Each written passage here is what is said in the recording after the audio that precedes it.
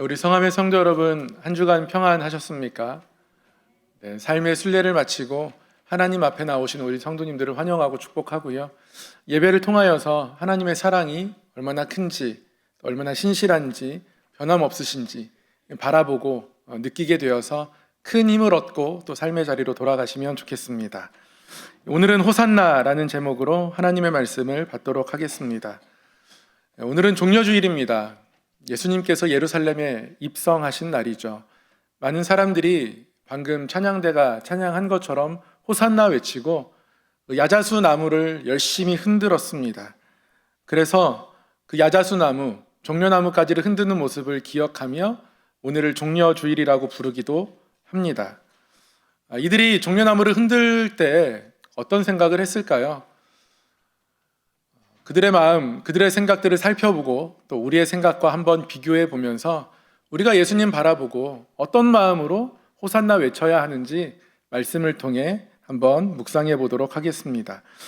예루살렘에 입성하기 직전 예수님은 예루살렘 동쪽에 있는 감람산, 그 한 기슭에 있는 벳바게라는 마을로 가셨습니다. 예루살렘 코앞에 있는 마을이고요. 몇 킬로 떨어져 있지 않습니다. 곧 도착할 예정입니다.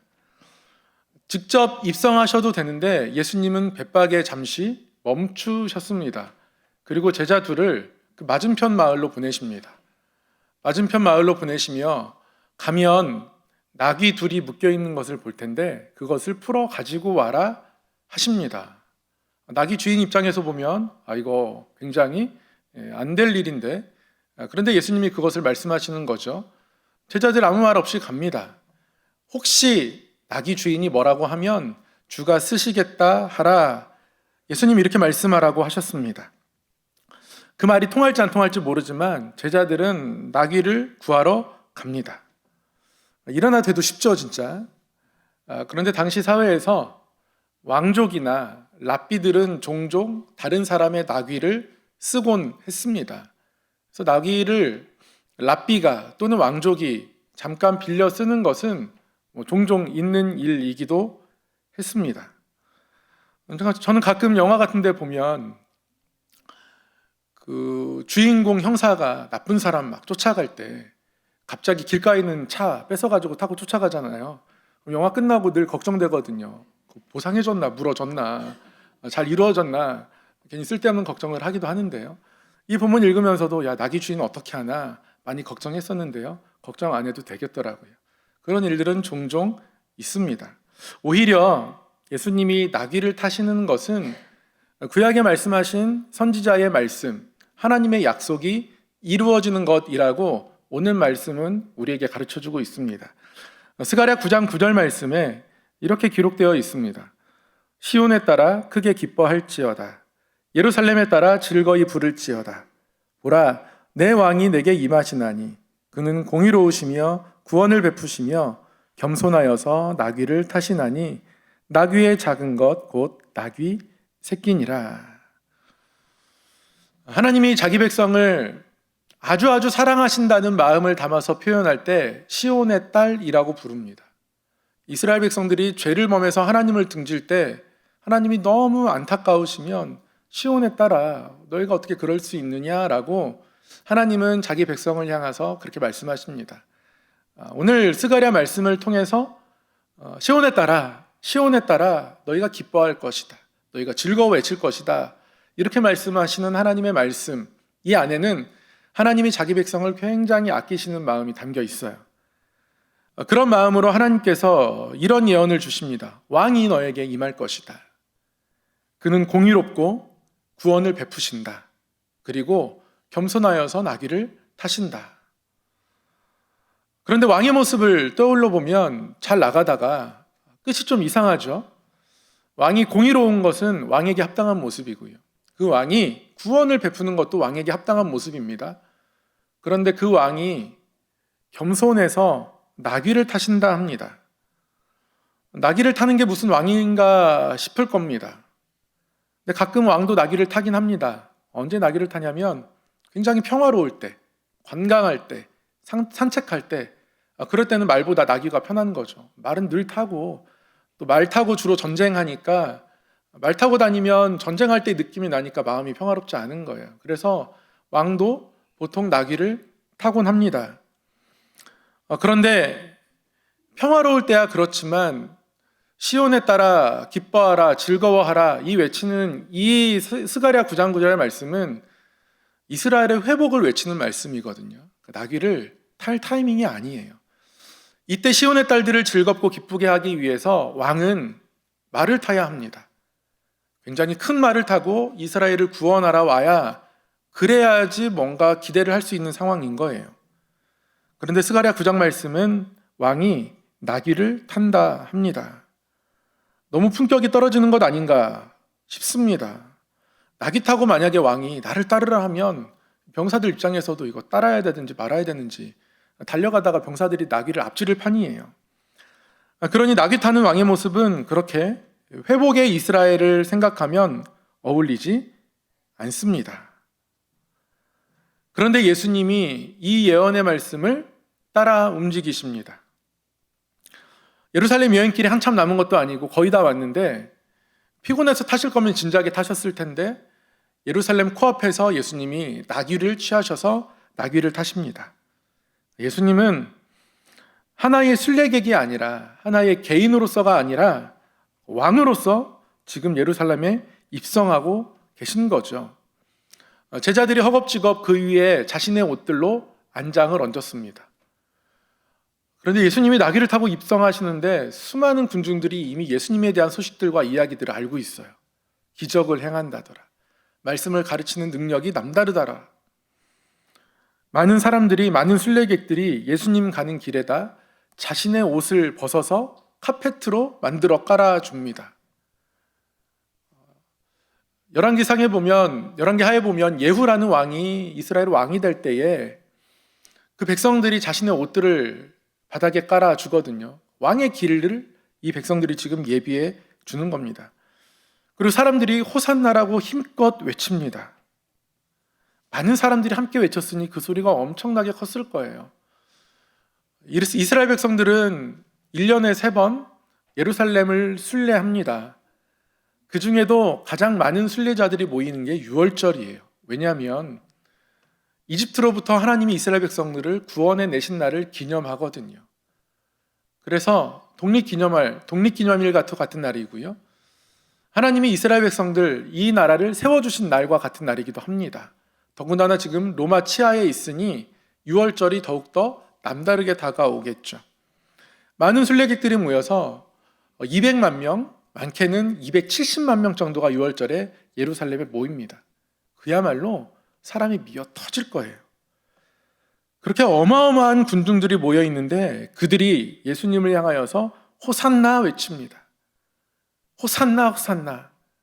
시편 118편 25절에 나오는 그 구원의 찬양을 여기서 모두가 함께 외치고 있는 거예요.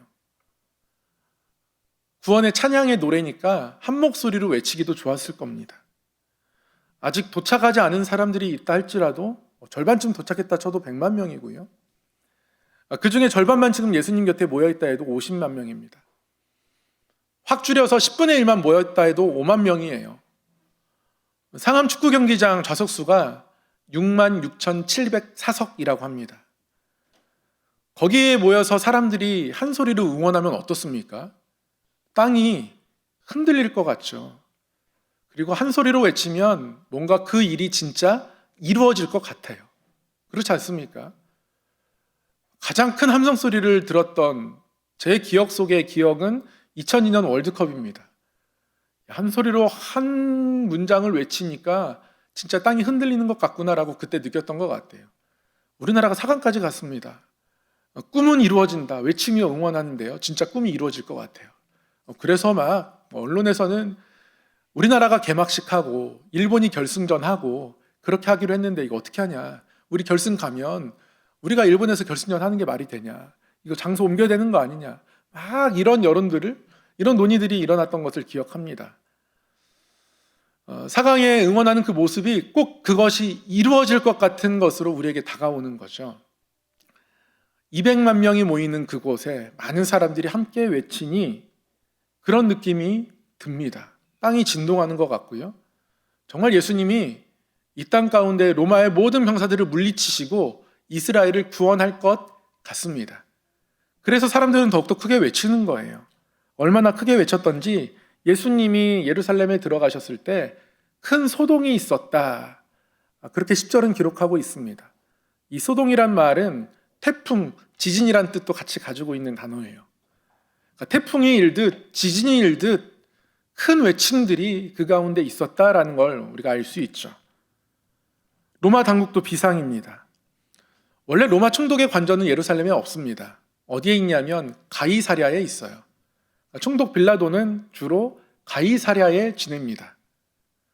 그런데 6월절이 되면 가이사랴에 빌라도가 편안하게 있을 수가 없어요.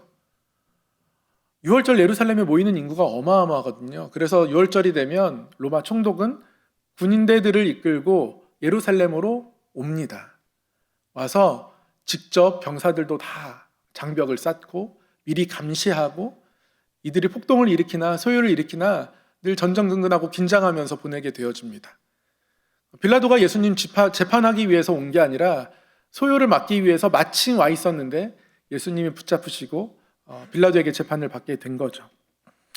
그만큼 많은 사람들이 모이고 금방이라도 무슨 일이 일어날 것 같은 분위기가 6월절의 예루살렘의 모습입니다. 이번에는 정말 큰 소리들이 외쳐지고 있어요. 호산나 다윗의 자손이여. 이 다윗의 자손이란 말은 엄청나게 의미 있는 말이거든요. 다윗과 같은 왕국이 다시 한번 우리에게 세워진다. 우리의 독립과 회복이 이루어질 것이다. 다윗의 자손이여, 다윗의 자손이여. 주의 이름으로 오시는 이여, 호산나. 사람들이 크게 외치고 있습니다. 그런데 이 외침의 크기는 매우 큰데 사실은 매우 공허합니다. 왜냐하면 예수님이 지금 어디로 가는지, 진짜 어떤 분이신지 알 수 없거든요. 이들은 절대로 알지 못합니다. 이들에게 예수님이 나귀를 탔건 뭘 탔건 이들은 상관하지 않습니다. 그런데 예수님은 오늘 나귀를 타셨습니다. 사람들이 종려나무 가지를 막 흔드는 건 예수님이 분명히 독립을 이루고 이 예루살렘에 우리 이스라엘 왕국의 보좌에 왕으로서 임할 것이다 라는 기대가 있기 때문에 종려나무 가지를 흔드는 거예요. 이 종려나무 가지는 승리를 상징하거든요.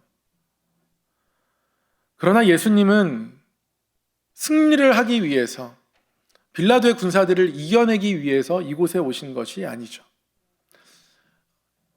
예수님은 겸손하여서 나귀를 타셨다. 그렇게 스가랴 말씀이 기록하고 있는데요. 이 겸손이란 말이 꽤나 무게가 있는 말입니다. 우리는 보통 겸손하면 말로 겸손하거나 아니면 마음으로 겸손하게 되죠. 예를 들면 권사님 미용실 어디로 다녀오셨어요? 머리가 너무 아름답습니다. 그러면 평소랑 똑같은데 뭘 말로 겸손하죠. 광대가 조금 올라갈 뿐입니다. 마음으로도 겸손합니다. 이거 너무 고맙습니다. 너무 잘하셨어요. 너무 귀합니다. 아니에요. 마땅히 할 일을 한 거죠. 이런 겸손한 모습, 말, 마음 우리 모두에게 있어야 할 것이기도 합니다. 분명히 겸손한 것은 아름다운 거예요. 좋은 겁니다. 필요한 겁니다. 그런데 대부분 우리의 겸손은 딱 거기까지입니다.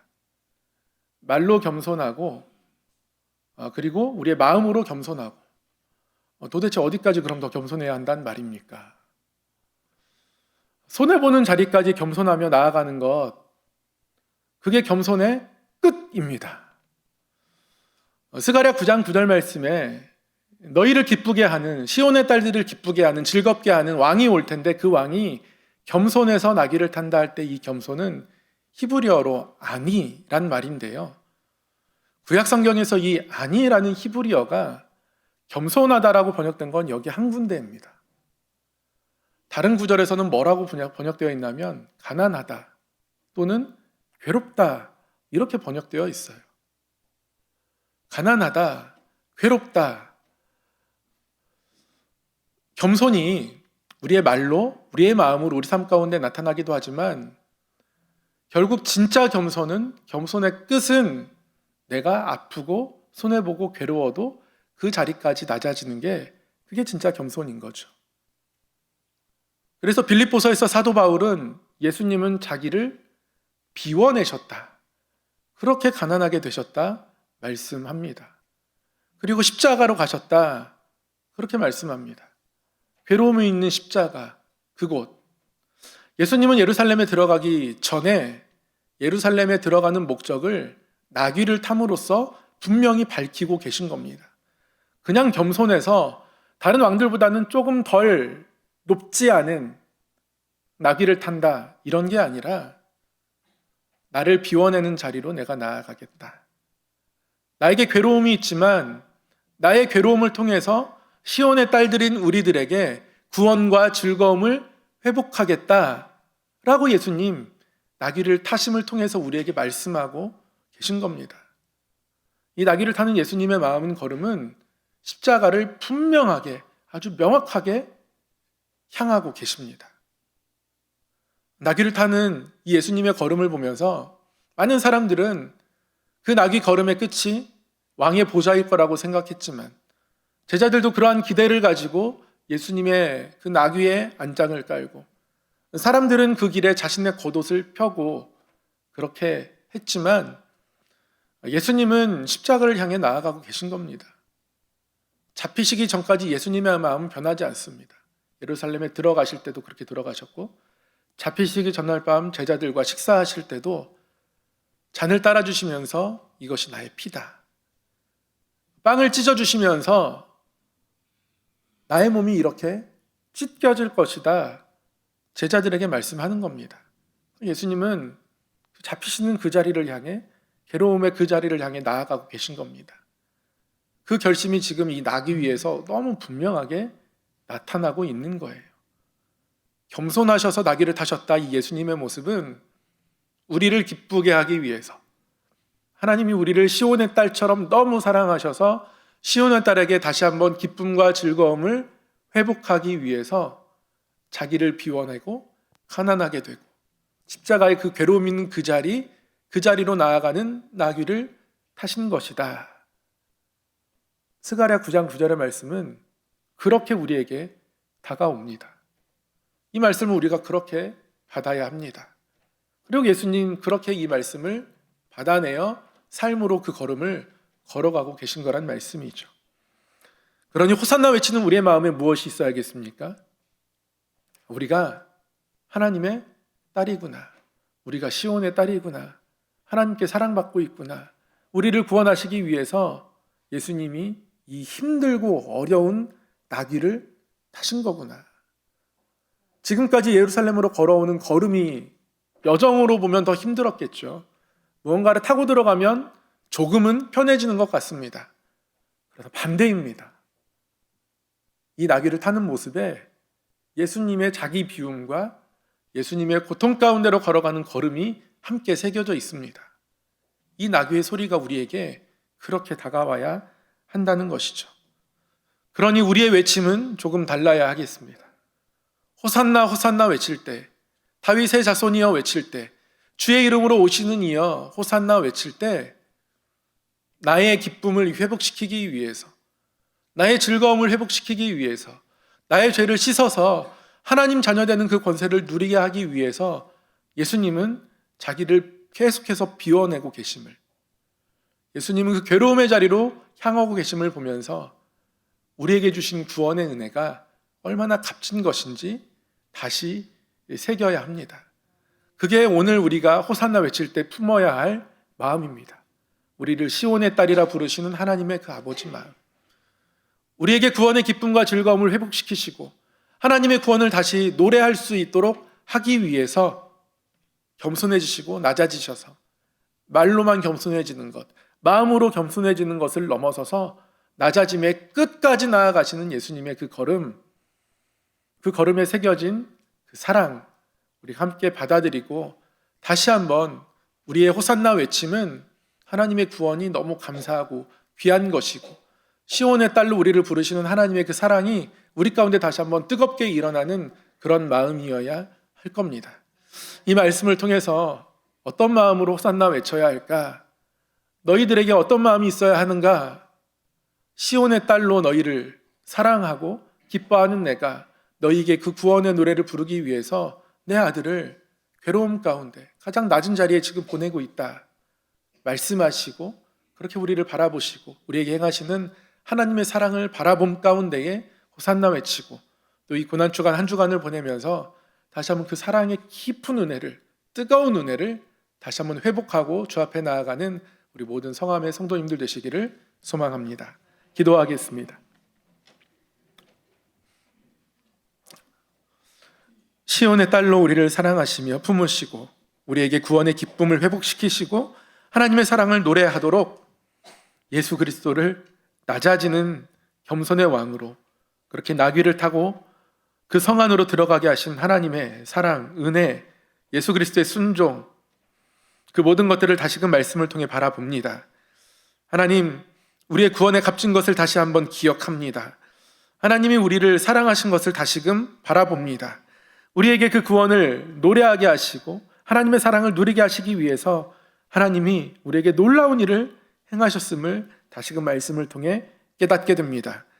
구원의 하나님을 향한 우리의 마음이, 우리의 사랑이 이같이 뜨거울 수 있도록 우리의 삶과 마음을 늘 붙들어 주시옵소서.